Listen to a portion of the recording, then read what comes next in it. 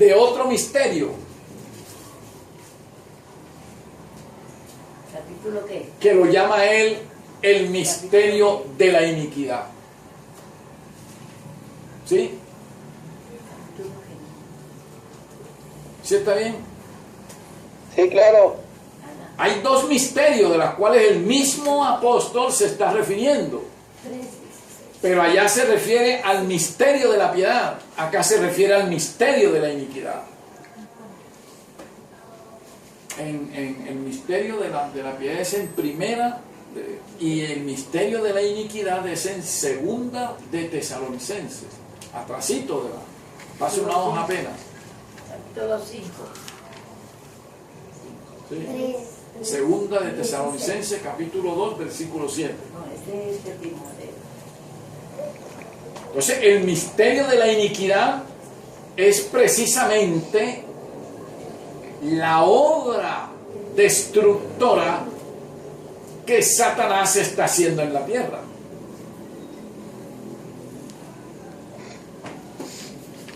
Entonces dice el apóstol aquí, porque ya está en acción el misterio de la iniquidad.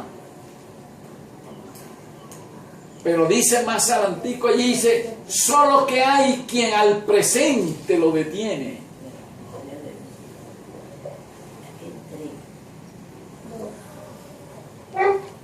Cuando dice al presente se está refiriendo a los momentos en que existe el Imperio Romano, porque el apóstol está viviendo en ese momento del Imperio Romano. Y entonces dice que ya está el misterio de la iniquidad accionando, ya está trabajando, pero dice, no ha salido a la luz pública porque todavía hay algo que lo detiene en este momento.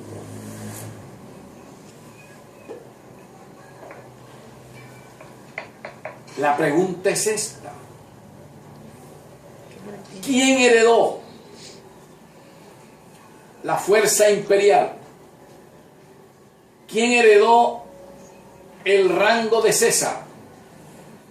¿Quién heredó el título de pontífice máximo que tenían los emperadores para su religión pagana? ¿Quién heredó esas cosas? El Papa. El papado. El papado, correcto. O sea, el papado, como lo llamo yo en mi escrito, el papado era el engendro satánico que tenía en las entrañas el Imperio Romano. Pero el Imperio Romano todavía no lo había parido. Y lo parió cuando cayó. O sea, en el año 476, cuando cayó el Imperio Romano como imperio, ahí mismo parió ese engendro satánico que tenía en sus entrañas, que se llama papado, que fue quien le heredó todo al Imperio Romano, hasta el paseo imperial, hasta el paseo imperial lo heredó. Acuérdense ustedes cuando el emperador en la misma Roma iba a ser trasladado de un sitio a otro, que él iba para tal parte. ¿Y qué hacía? Se montaba en su silla, una silla, ¿cómo le diríamos? Una silla no fija, sino movible. Y él se montaba en ese trono imperial allí, que tenía 2 palos largos, y 4 esclavos llevaban al emperador de allá de su palacio, digamos, al Senado. Y lo cargaban aquí, con los 4 palos, y él lo llevaban ahí. ¿Acaso no hacen eso mismo con el Papa? ¿Ah? ¿Acaso no lo hacen, hermano?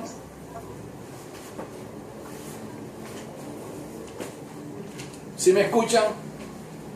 Sí, todo bien. Hacen lo mismo. Veamos los vestidos que utilizaban los emperadores. El púrpura y escarlata.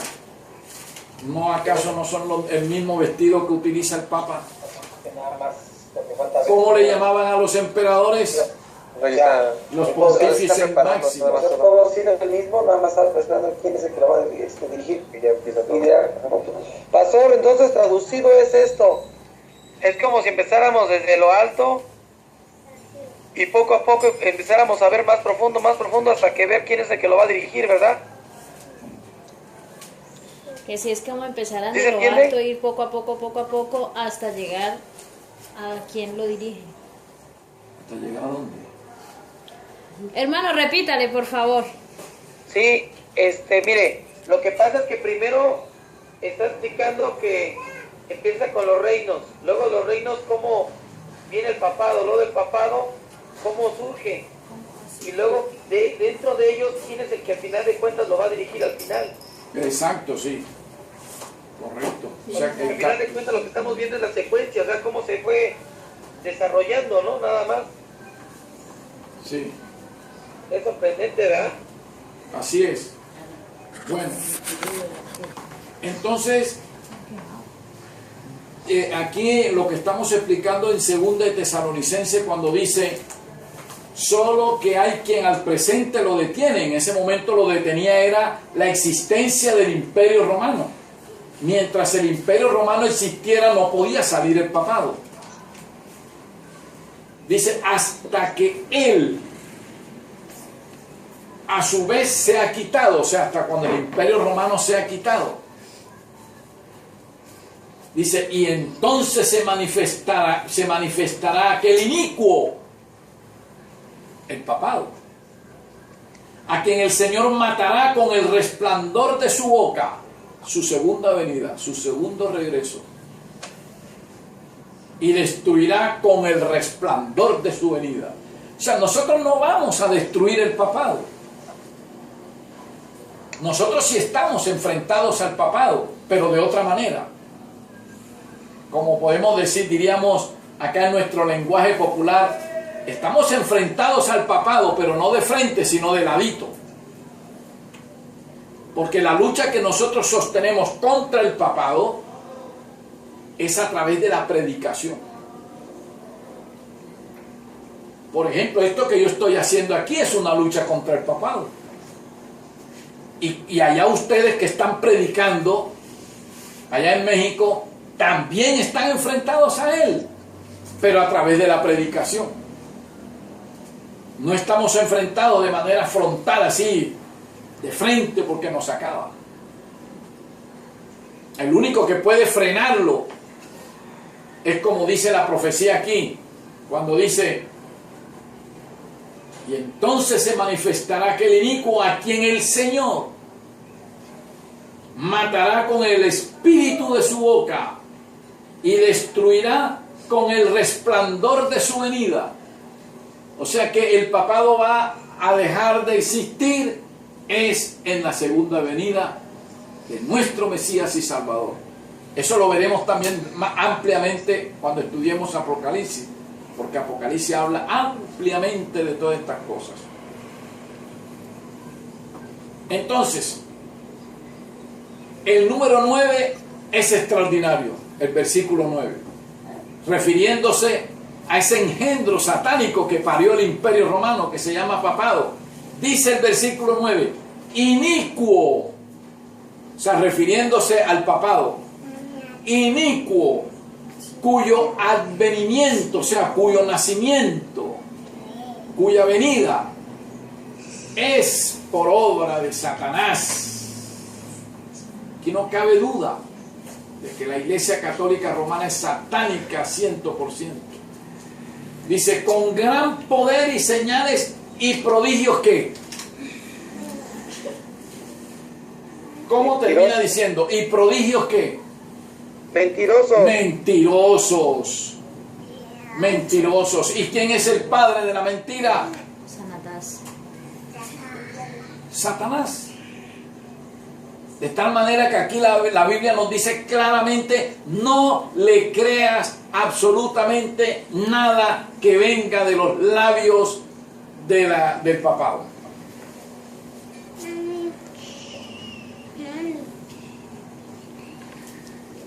Entonces fíjense ustedes, con todas esas premisas que hemos estudiado hasta ahora, regresando a Daniel, Por eso también mueve mucho la iglesia cristiana, o sea, todo está. aquí vemos nosotros que el versículo 43, Daniel 2:43, nos hablan de toda esa maraña de cosas que está haciendo el hombre para volver a formar el Imperio Romano y no ha podido. Ahora hay una fuerza actual que se llama papado que está haciendo lo mismo. Está tratando precisamente de resucitar el Imperio Romano. Y esta vez ya la idea no sale ni de Alemania, ¿sí? Con los emperadores romanos, los emperadores alemanes, Kaiser Guillermo II, Adolfo Hitler. No sale esta vez de Francia con Napoleón Bonaparte y los reyes Luis XV, Luis XIV. No sale de España con Carlos I de España. Ahora la idea está saliendo de la cuna misma de Roma. La idea está saliendo del Vaticano, ¿sí? Para formar ahora en los tiempos actuales ese imperio, pero un imperio espiritual, religioso, amparándose como siempre lo ha hecho en la fuerza de la potencia mundial que exista en el momento. Y en este momento la potencia mundial es Estados Unidos y una Europa unida. Allí en esos dos frentes es donde el Papa está trabajando fuertemente, cosechando éxitos. O sea, la profecía cumpliéndose de manera matemática, precisa. Pero miren lo que viene ahora y dice la profecía en el versículo 44. ¿Cómo dice el versículo 44? Adelante, hijo, léelo. A ver, ¿no lo encuentra? No. ¿En qué? El dos, Daniel 2:44. Ya lo están buscando acá una hermana.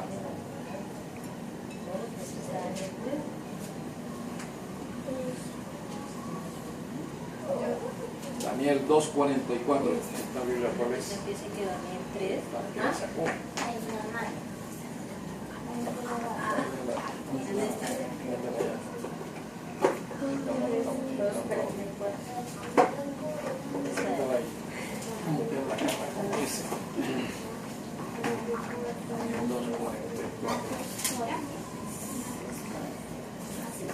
Sí, lea.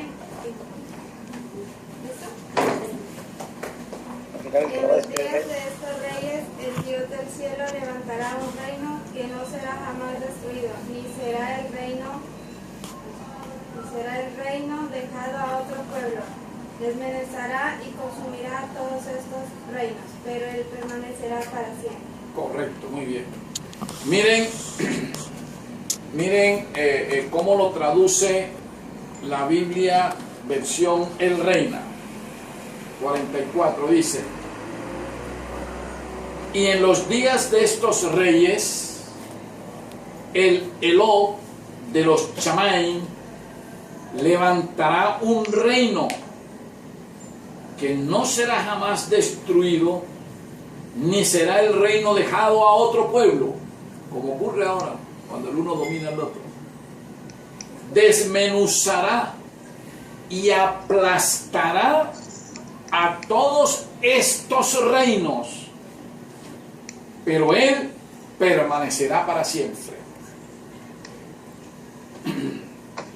Cuando aquí la Biblia está diciendo, y en los días de estos reyes, o sea, en los días de estos reinos, en los días de estos países, tenemos que entender lo siguiente, que aquí, como venimos de la división del Imperio Romano en los 10 reinos, y luego dice, y en los días de estos reyes, muchos pensaron erróneamente que la Biblia allí se estaba refiriendo a los tiempos a los momentos en que el Imperio Romano se dividió en 10 reinos, los vándalos, los érulos, los ostrogodos, los suevos, ¿sí?, los burgundios. No, señor, la Biblia ahí no se está refiriendo a ese preciso momento en que se dividió el Imperio Romano. La Biblia ya va mucho más allá. La Biblia se está refiriendo a los momentos de los países que surgieron y que tienen que ver con esos 10 reinos en que se dividió el Imperio Romano. ¿Sí? En este caso se está refiriendo a todos los países que vienen de allá, de esos 10 reinos, como dijimos ahora rato. O sea, a los países americanos, a los países que están ahora en Europa, porque ya los vándalos, los visigodos, esa gente ya no existen. Ya esos reinos como tales ya no existen, ahora existen sus descendientes, los españoles, los franceses, Inglaterra, Italia, Suiza. Acá en América existimos Canadá, Estados Unidos, México, ¿sí?, los países centroamericanos, los países suramericanos. ¿Ya? Nosotros no somos sino, venimos de ellos. Entonces ahora cuando la Biblia dice, y en los días de estos reyes, o sea, en los días de estos reinos, se está refiriendo a los tiempos actuales. ¿Sí me expliqué? Que somos los descendientes de ellos. Dice, el Dios del cielo levantará un reino, ahí está, un reino. No va a levantar varios, sino uno. Y dice que no será jamás destruido. La palabra jamás indica que ese reino va a ser eterno. Jamás va a ser destruido, quiere decir, va a vivir eternamente. Ni será el reino dejado a otro pueblo, como ocurre con las guerras en la tierra. Un reino domina el otro y el otro desaparece y ya el poder del antiguo reino pasa al nuevo, al vencedor. Ahora no. Desmenuzará y consumirá. Acá la Biblia esta dice, y aplastará a todos estos reinos, o sea, los que existen actualmente, los países que existen en la actualidad. Pero Él permanecerá para siempre. O sea, aquí la Biblia se está transportando hasta la misma época en que va a ocurrir el segundo regreso del Mesías. ¿Y por qué sabemos que es así? Es que el hermano Nelson se está volviendo loco y está inventando cosas. No. Leamos lo que dice el versículo 45 con mucho detenimiento. De Daniel.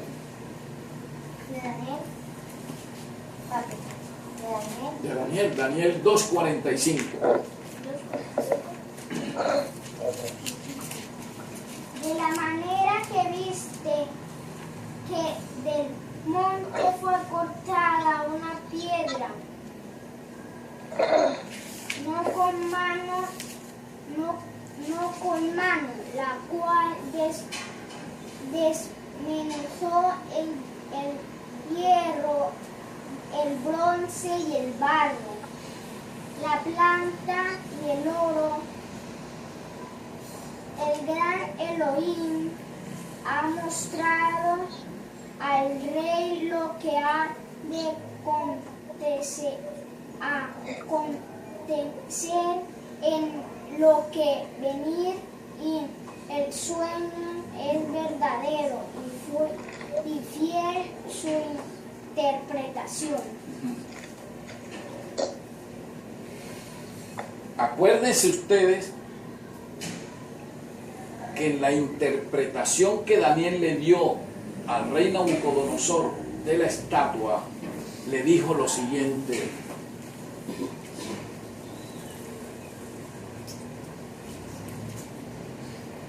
en el versículo 34 y 35 le dijo, hágame el favor y lo lee usted allá. el versículo 34 y 35, ¿cómo dice? De pronto, y mientras su majestad contemplaba la estatua, una roca que nadie desprendió vino y golpeó los pies de hierro y barro de la estatua y los hizo pedazos. Con ellos se hicieron añicos el hierro y el barro, junto con el bronce, la plata y el oro. La estatua se hizo polvo como el que vuela en el verano cuando se trilla el trigo. El viento barrió con la estatua y no quedó ni rastro de ella. En cambio, la roca que dio contra la estatua se convirtió en una montaña enorme que llenó toda la tierra. Ahí está. Eso fue lo que vio el rey en su sueño, ¿verdad? Ahora Daniel se lo está diciendo qué significa. ¿Ah? Le está diciendo Daniel en el versículo 45: de la manera que viste que del monte fue cortada una piedra, no con mano, o sea, ahí no intervino ningún ser humano, la cual desmenuzó el hierro, el bronce, el barro, la plata y el oro. El gran Dios ha mostrado al rey lo que ha de acontecer en lo porvenir, y el sueño es verdadero y fiel su interpretación. ¿Por qué sucede eso? Porque el versículo 44 dice: y en los días de estos reyes el Dios del cielo levantará un reino que no será jamás destruido, ni será el reino dejado a otro pueblo. Ese reino, ese del cual se está refiriendo Daniel, dice: desmenuzará y consumirá a todos estos reinos, pero él permanecerá para siempre, dice.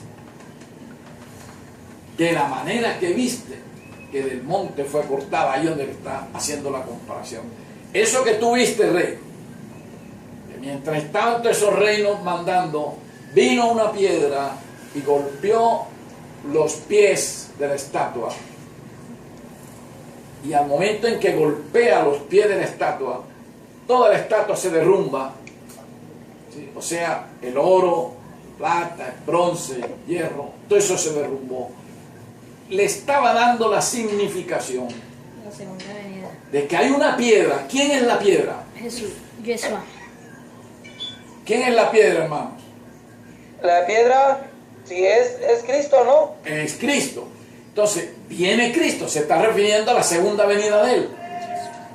Y fíjense que dice que la piedra golpea los pies de la estatua. Los pies de la estatua tienen los dedos, o sea, la división del Imperio Romano. Y de ahí se generaron, de esos reinos, se generaron los países que hoy tenemos. O sea que Cristo viene a golpear ahora los países actuales. Y por eso se cae todo.